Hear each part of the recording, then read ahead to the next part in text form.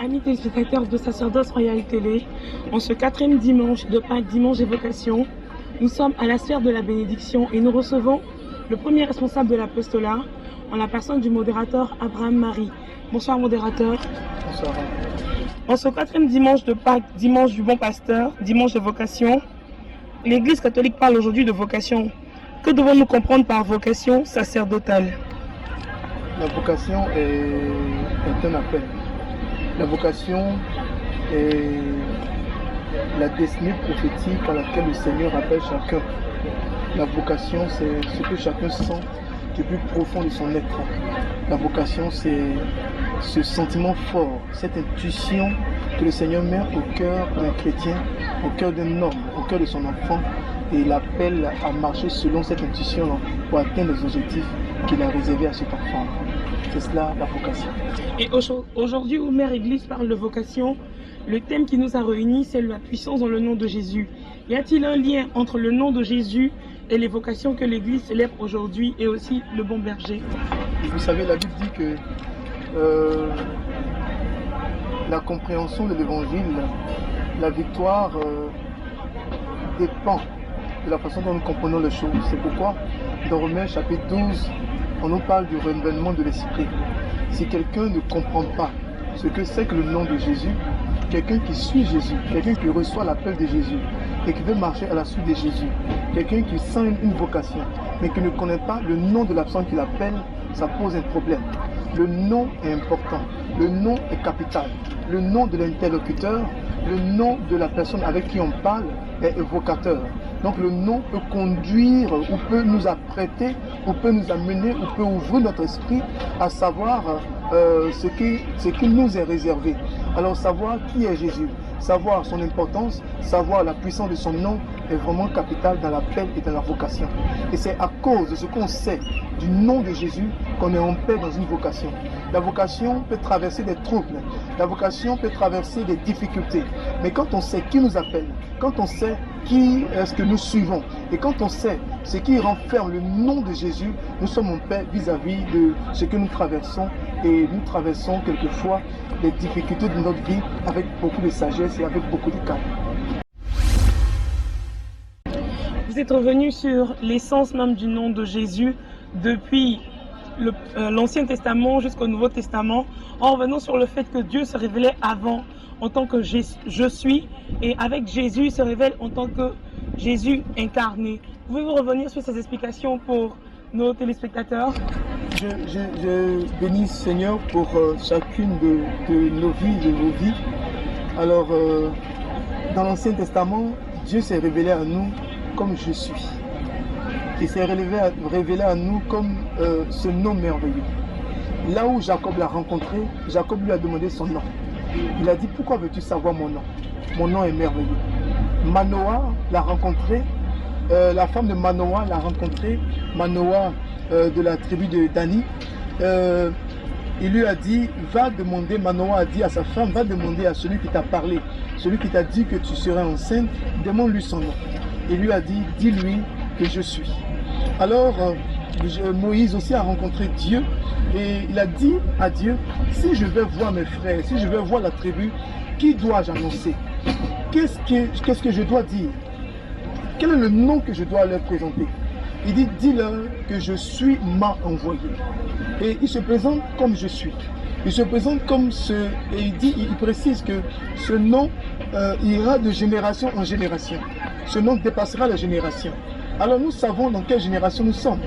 Même si nous sommes dans la 2e génération, même si nous sommes dans la 21e génération, même si nous sommes dans le 15e siècle, même si nous sommes dans le 23e siècle, à partir du moment où nous entendons ce message, notre génération est incluse. Notre génération est concernée. Alors Jésus, déjà Dieu, nous prépare. Comme l'a dit dans le livre de Jean, ce n'est pas tout que je peux vous donner à présent. Il y a des choses que je vous donne, vous ne saurez même pas à quoi ça sert. C'est pourquoi dans l'Ancien Testament, Dieu a pris le temps de préparer les chrétiens à recevoir le nom de Jésus. Donc en préparant les chrétiens, il a donné le nom de je suis, il a donné le nom de je suis avec vous, il a donné le nom de un ange merveilleux, mais vers la fin, je suis va s'incarner en Marie. Donc l'incarnation en Marie, c'est le I. Alors, si l'incarnation prend forme, vous voyez que la personne en Marie maintenant prend tout son essence. Alors le je suis devient Jésus. Alors Jésus est révélé au monde et je bénis Dieu pour cette révélation. Je voudrais amener les chrétiens et exhorter les chrétiens à véritablement accepter Jésus-Christ, le seul, le véritable, comme Seigneur et Sauveur de leur vie.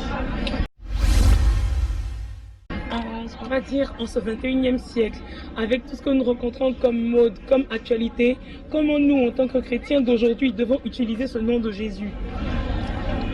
Dieu nous conseille de ne rien faire sans lui. Le Seigneur nous dit, sans moi vous ne pouvez rien. Et Jésus lui-même nous conseille, il dit que tout ce que vous faites, faites-le au nom de Jésus, faites-le en mon nom. Alors, je veux conseiller les chrétiens, en nous basant sur la Bible, que rien ne fait en dehors de Jésus. Rien ne doit être fait en dehors de Jésus. Rien ne pourra être effectif en dehors du nom de Jésus. Rien ne pourra être efficace en dehors du nom de Jésus. L'autorité du nom de Jésus donne aux chrétiens sa grandeur, sa note de noblesse. C'est à cause de la puissance qu'il y a dans le nom de Jésus que nous sommes fiers de nous appeler chrétiens. Alors je voudrais inviter les chrétiens à exercer ce nom de Jésus dans tous les secteurs d'activité, en mangeant, en marchant, en travaillant, en cherchant un travail, en dialoguant, en parlant, même dans les difficultés les plus minimes et les plus insensées. Il faut invoquer le nom de Jésus, parler au nom de Jésus, marcher avec le nom de Jésus, voyager avec le nom de Jésus, construire avec le nom de Jésus, bâtir avec le nom de Jésus, prêcher avec le nom de Jésus, ne rien faire en dehors du nom de Jésus-Christ de Nazareth.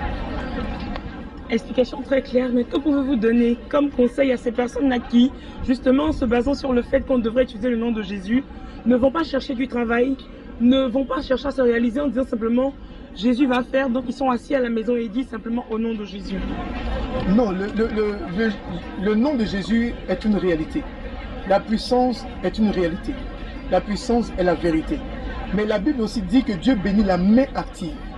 Il ne faut pas s'asseoir au Saint-Sacrement pendant 24 heures et dormir sur ses dossiers. Il est bon de braver le soleil, de braver la pluie et avec le nom de Jésus, aller à toutes les entreprises. Là où on t'a chassé, là où on t'a fermé la porte, vois toutes ces choses-là comme des opportunités. Encourage-toi et continue jusqu'à ce qu'une porte s'ouvre. Avec le nom de Jésus, il y aura obligatoirement une porte qui va s'ouvrir. Je voudrais demander aux chrétiens de ne pas être oisifs. Je voudrais demander aux chrétiens de s'occuper, mais de s'occuper utilement, de s'occuper valablement, de s'occuper avec le nom de Jésus, de s'occuper avec ce qu'ils ont appris à l'école, de s'occuper avec ce qu'ils savent faire, et Dieu maintenant fera sa part. Dieu fera ce qu'il doit faire. La chose la plus importante est d'avoir le nom de Jésus. Maintenant, il faut l'utiliser. L'utiliser en marchant, l'utiliser en travaillant, l'utiliser en œuvrant, l'utiliser en bataillant, l'utiliser, ne pas s'asseoir. C'est pourquoi Saint Irénée a dit, la gloire de Dieu, c'est de voir l'homme debout.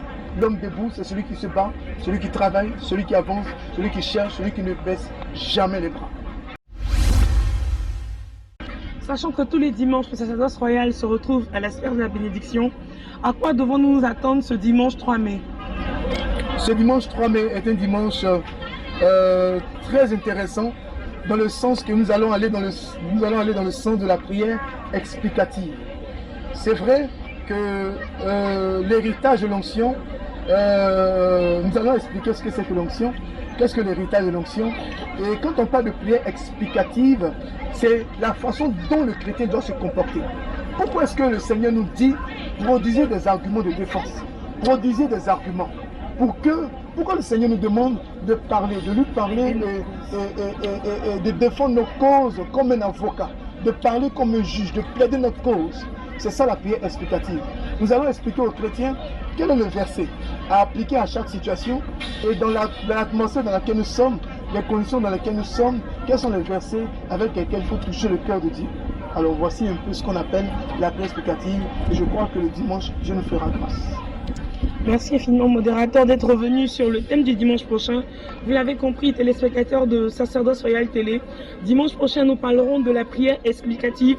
Vous saurez comment prier, quel verset utiliser pour défendre votre cause afin de toujours demeurer béni.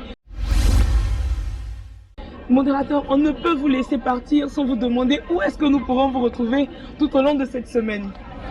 Mais je bénis Seigneur pour toutes ces personnes qui continuent de nous porter en prière. Nous bénissons Dieu pour chacune de leurs vies. Merci infiniment pour toutes ces messes demandées pour ma petite personne. Je bénis Dieu aussi pour chacune de toutes ces initiatives.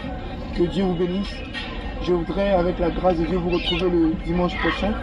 Mais d'ici là, on aura le temps de se retrouver déjà sur le site www.sacerdotesroyal.info et www.abrahammarie.com.